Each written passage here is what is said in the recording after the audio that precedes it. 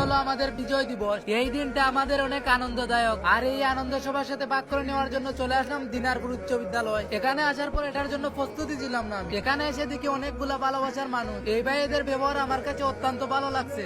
এই সেই দিনারপুর উচ্চ বিদ্যালয়, যেখান থেকে একদিন আমাকে অপমান করে বের করে দেওয়া হয়েছিল, কিন্তু আল্লাহ তাআলার কি পরিকল্পনা, এখানকার মানুষই এখন আমাকে বাহবা দিতেছে। যাই হোক, ভাইদের সাথে অনেক মজা হয়েছে। এখন শহীদ মিনারে যাওয়া যাক। চলে আসলাম শহীদ মিনারে। এই শহীদ মিনারের সাথে অনেক স্মৃতি আছে আমার। এখানে এই ছোট ভাইটি ক্যামেরাম্যান ছিল আমার। তো এখন অন্য স্কুলে যাওয়া যাক। চলে আসলাম দিনারপুর কলেজে। এই কলেজের শহীদ মিনার সাজানো হয়েছে কেমন দেখা যাক। চলে আসলাম শহীদ মিনারে, আর অনেক সুন্দর হয়েছে। বাট এখানেও কয়েকজন ভালোবাসার মানুষদের সাথে দেখা হয়ে গেল। ওইখান থেকে চলে আসলাম রাকিব রাবেয়া উচ্চ বিদ্যালয়ে। তো দেখা যাক এখানে শহীদ মিনার কেমন সাজানো হয়েছে। চলে আসলাম শহীদ মিনারে। শহীদ মিনারে এসে দেখি এখানে কিছুই নেই। এটা কোনো কথা হলো গাইস? আসলে আমি আসতে অনেক লেট করে ফেলেছি, এই জন্য অনুষ্ঠান শেষ হয়ে গেছে। এখানে একজন ফলোয়ার্সের সাথে দেখা হয়ে গেল। সব শেষে চলে আসলাম আমাদের গ্রামে। এসে দেখি অনুষ্ঠান শেষ হয়ে গেছে। আল্লাহ হাফিজ, সবাই ভালো থাকবেন।